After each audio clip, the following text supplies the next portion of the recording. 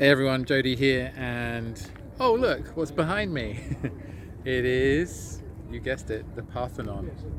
I'm here in beautiful Athens, and these incredible panoramic views are second to none. And it is a gorgeous day, so we're very lucky. I'm very lucky to be able to record this, and be here with actually so few people around. Oh my god, it's a blessing. Last time I tried to get here, there was thousands of people outside at the gate, right, trying to get in, right, waiting for tickets in the queues.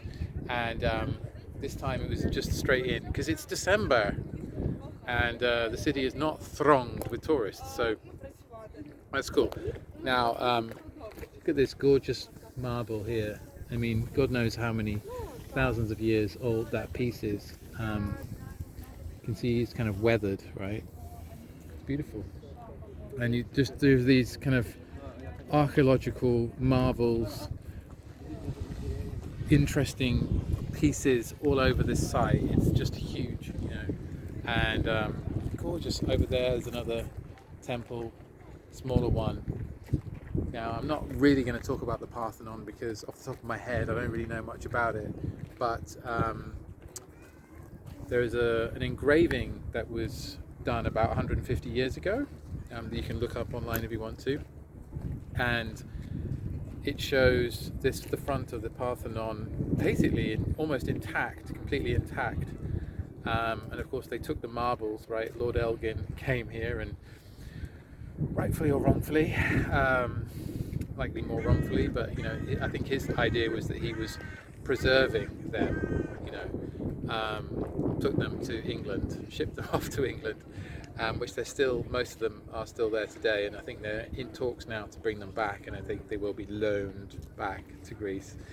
I say bring them all back now, but that's another story.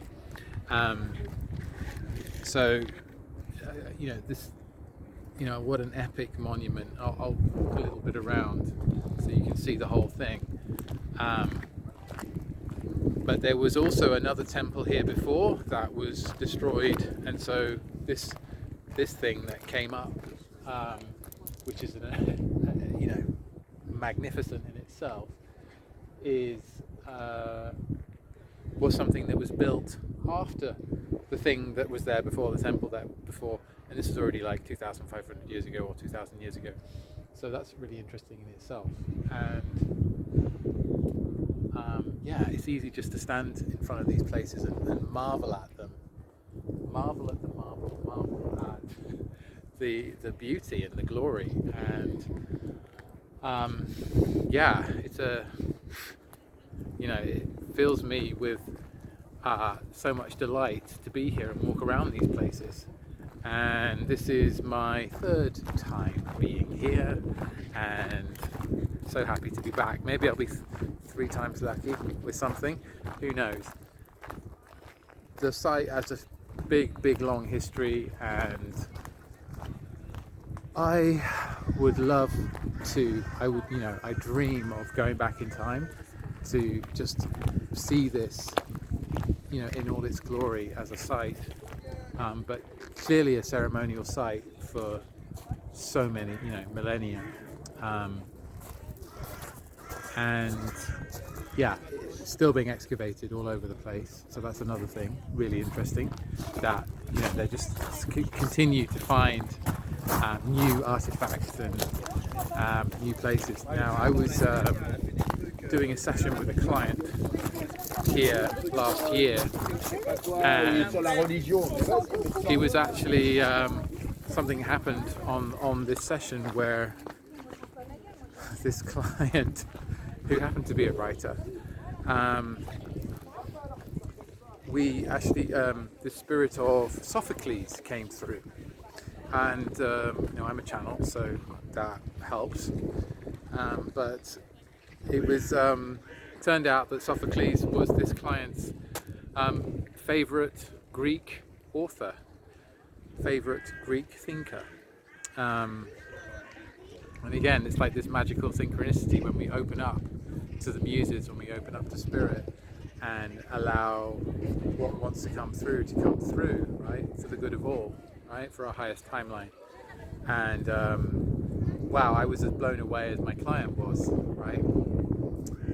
And this place is the birth, this is where theatre was born. Just down the other side of the Acropolis is let's say, the ruins of an amphitheater that was apparently the first amphitheater of ancient Greece. I mean, of course, it's all conjecture, but that's believed to be on that side, where, you know, they say that theatre was born. And I actually came to Athens whilst I was at drama school, and it was like a sort of pilgrimage then as well, to come and kind of, well, pay homage to the gods of theatre, the gods and goddesses of theatre. And here we are again, right? So this is the amphitheater that potentially was the first theatre. So here we have it. The Parthenon up there. This gorgeous light. So here we are. Here it is. Can't go in, but here it is. Let me in!